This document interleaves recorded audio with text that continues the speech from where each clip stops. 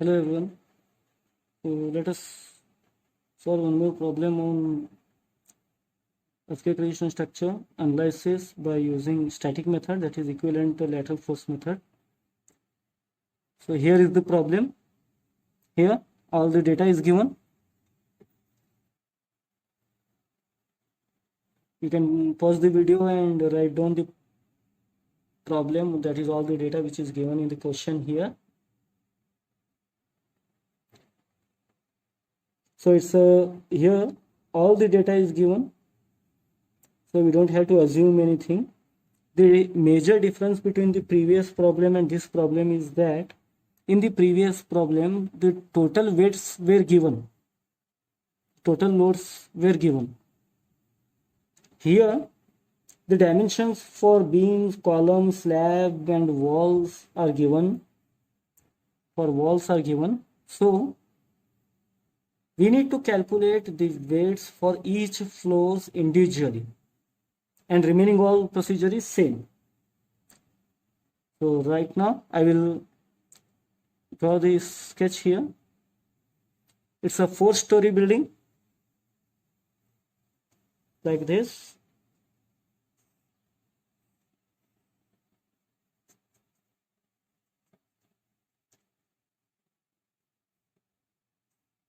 So it's a 4-story building. The dimensions 5 meter here, 5 meter here, and height 3.5 meter,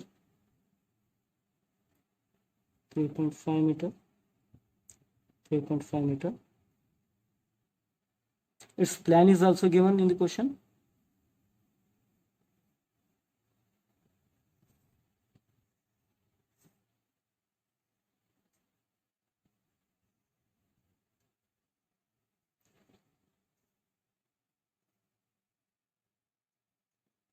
So these are the columns. So we have 3 columns and these are the beams. So these are the beams, these are columns, these are beams.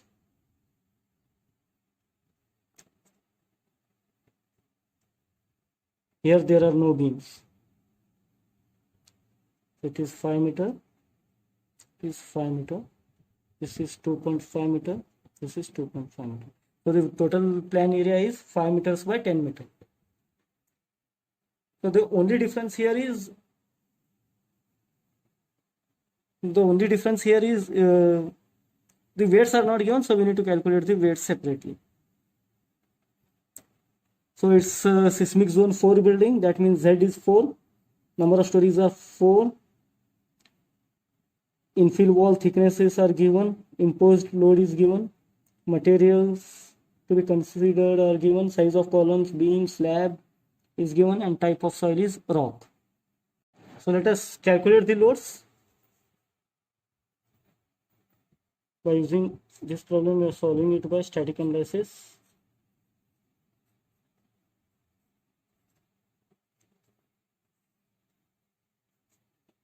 The calculation of loads.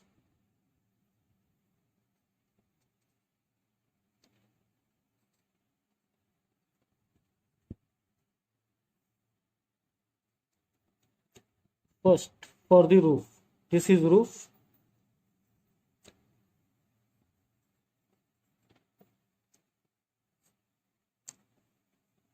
So the total structure consists of weight. We are calculating weight for each story. For each story we are calculating. So for the roof consists of infill plus columns plus beams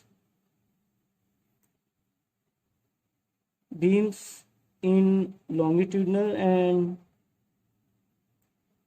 transverse direction,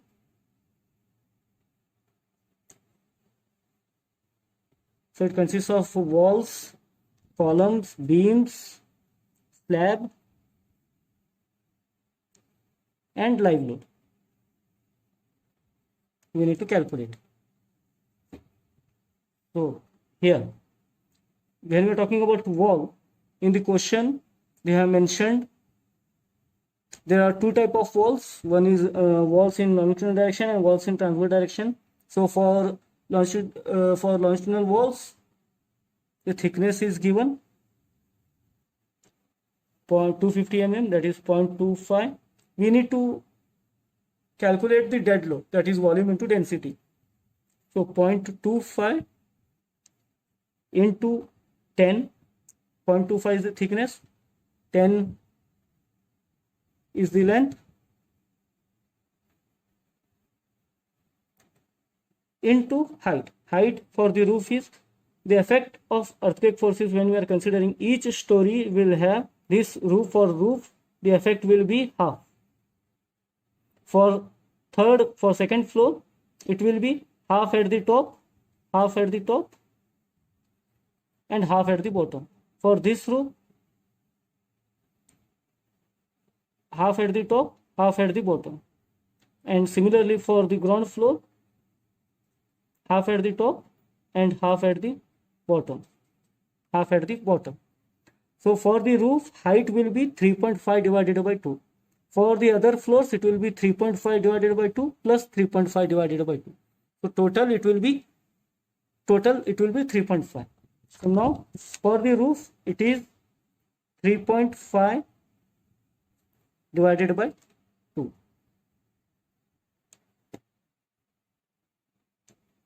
These are for longitudinal walls. Similarly for transverse walls, it is 0.15 into its width, 5 here, 5 here and 5 here. So total 15. 5 plus 5 plus 5. Here it is 10. 10, 5 here and 5 here. Here it is 5 plus 5 plus 5. So total 15. Into 3.5 divided by 2, right? So whole multiplied by its density. Density is given in the question 20. Even if it is not given in the question, you can assume in between 16 to 20. So this is for walls, infill walls. Now plus columns. So we have 3 columns of size 250 mm by 450 mm. So we have 3 columns here, 1, 2, 3 of size 0.25 by 0.45 multiplied by, similarly for columns, half we need to consider for the roof. For the other floors, we need to consider full, half here plus half here. So it will be 3.5 divided by 2 column into multiplied by total number of columns. So these are for walls, this is for columns, plus. Now for beams, we have 2 type of beams, right? So in longitudinal direction, the size of beams are 250 by 400 mm. So 0.25 into 0.4 into, it is 5 meter here and 5 meter here. Total length is 10 meter. 10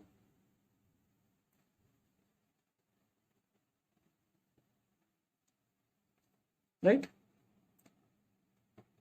In longitudinal direction, we have 250 mm by 400 mm beams. So 250 by 400 mm into total length 5 meter here, 5 meter here. Next we have plus these beams in transverse direction. Here the size of the beams are 250 mm by 150 mm, 250 mm by 350 mm. So it is 0.25 into 0.35 into length 5 meter, 5 meter and 5 meter. Total 15 meters into 25, that is density. So these are beams, longitudinal beams, transverse beams.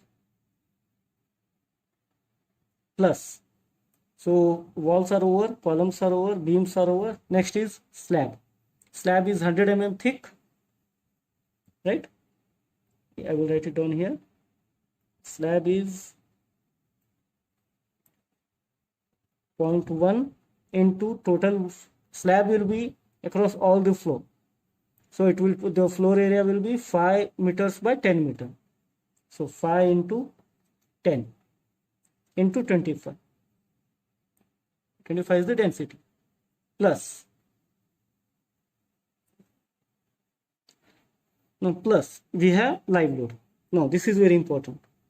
As per IS 1893, the live load to be considered is like if when an earthquake occurs, it is assumed that no one will be there on the roof.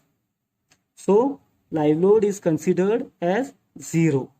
So I will write it down here. For the roof, live load is 0 on the roof. Because to make the design economical, we are assuming that when an earthquake occurs, at the time of earthquake, no one will be there at the roof. So we will assume it to be 0.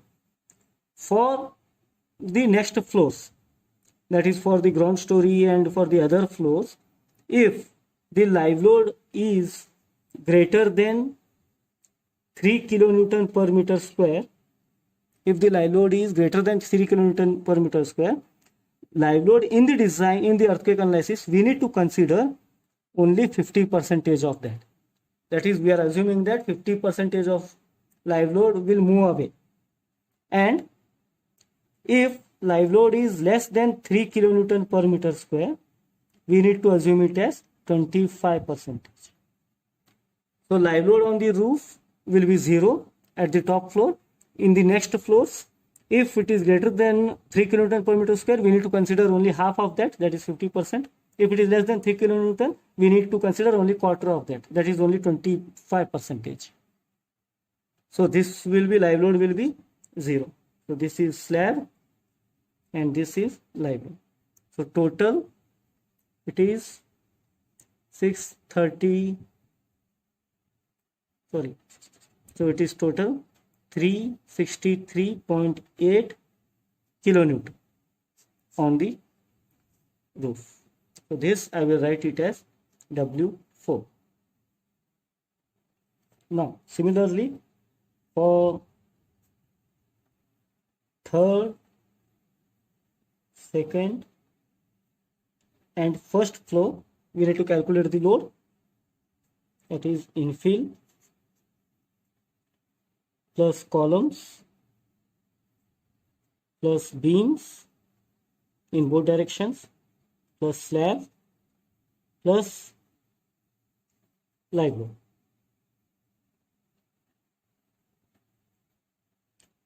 Now for the infill, same thing.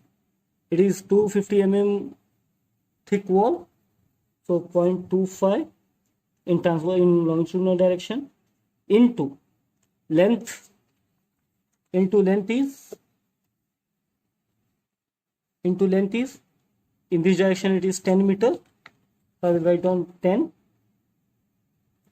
into 20 into height for the walls.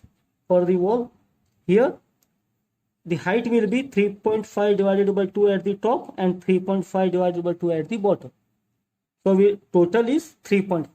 In case of roof, it was only 3.5 divided by 2. Only top we have taken. Here it is 3.5 by 2 plus 3.5 by 2. So total 3.5. This is for walls in longitudinal direction. Similarly in transverse direction, it is 0.15 into 15 into 3.5 whole multiplied by 20. This is for walls. Plus for columns,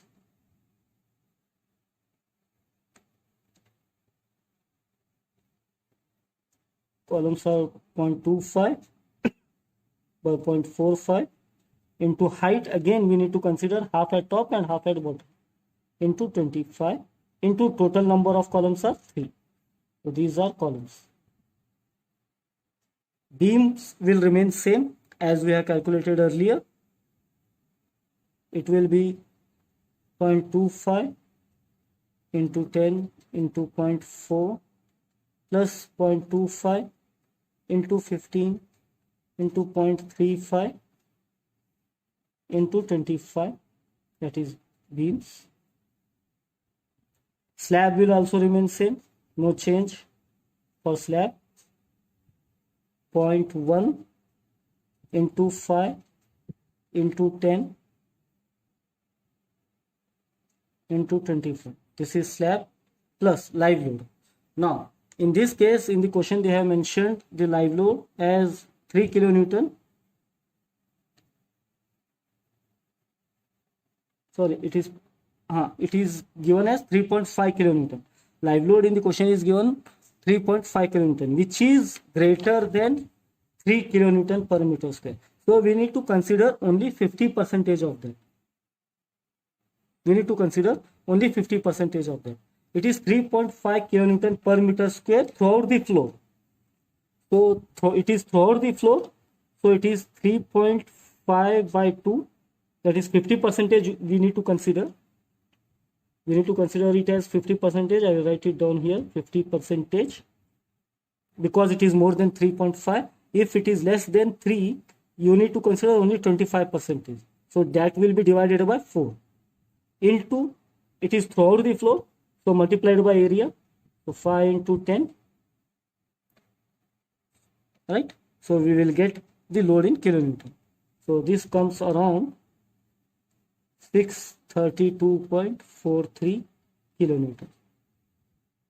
632.43 kilonewton. So we have this structure here.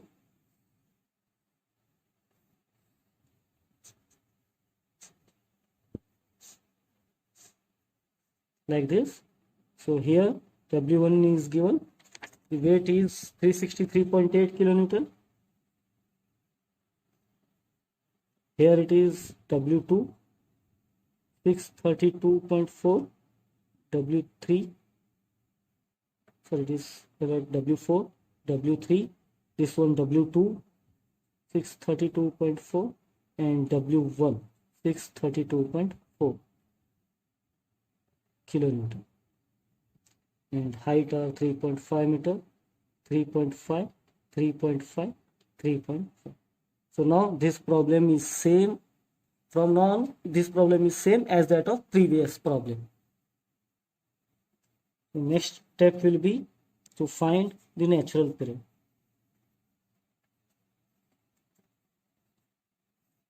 Natural period. Here in this question, they have mentioned infill walls, without infill walls. The difference between considering infill walls and without considering infill walls is that in the design, in the analysis, when an earthquake occurs, even the walls will have some amount of force which it resists the earthquake. Some people in their design, to be on the safer side, they assume that walls will not participate in any kind of action.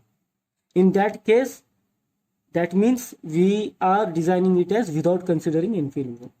Some people design it, some people will think that the walls will resist at least some amount of earthquake force, which is actual. So we have to consider the effect of infill walls as well. In this problem, if you are not assuming, that is, if without infill,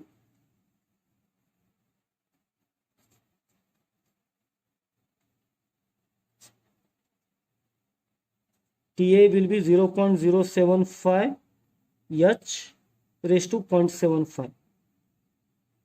So that comes around 0.075 into 14 raised to 0.75, which comes around 0.5423 seconds. If you are considering, in case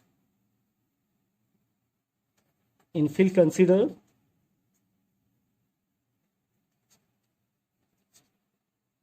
if it is infill considered,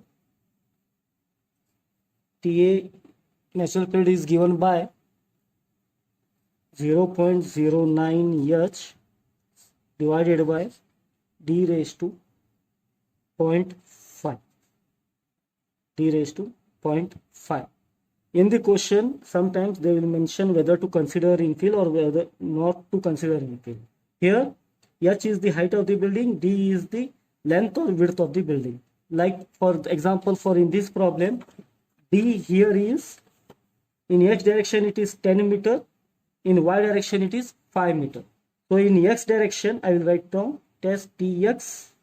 In x direction, it will be 0.09 into 14 divided by 10 raised to 0.5. In case of ty, in y direction it is 5 meters. So 0.09 into 14 divided by 5 raised to 0.5. So you have to calculate the base shear in x direction as well as in y direction also, if the plan are not regular. If the plan dimensions are not same, you have to calculate the base shear in x direction separately and in y direction separately. If the plan dimensions are same, this TA will remain same. So you have to calculate only once. If not, you have to do it separately for this and separately for this. That is base shear. Now after this, TA, all the details are given, zone is given, IA is given, importance factor is given, value of R is given, response reduction factor. So you have to calculate the base shear VB, that is AH into W, and then you need to find the lateral forces as explained in the previous problem. Same thing, you can do it by yourself.